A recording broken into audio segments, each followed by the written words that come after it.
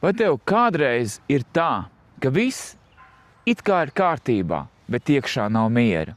Diena skrien, domas skrien, un pat vakarā, kad beidzot vari atpūsties, prāts joprojām nevar apstāties. Daudz cilvēki dzīvo šādā režīmā gadiem. Viņi domā, tas ir normāli, tā vienkārši ir dzīve.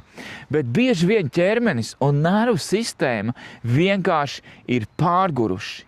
Es savā ceļā esmu redzējis cilvēkus, kuri teica, es nevaru atslābt, pat tad, ka viss ir mierīgi. Un ļoti bieži palīdz nevis viens brīnuma līdzeklis, bet rūpes par sevi, ūdens, uzturs, minerāli, līdzsvars organismā, ka ķermenis sāk justies droši, arī iekšējais miers pamazām atgriežas. Ja arī tev reizēm ir sajūta, ka nav miera, ieraksti komentārā vārdu miers vai vienkārši ieliec sirsniņu. Es tev uzrakstīšu personīgi, bez steigas, bez spiediena, vienkārši parunāsim.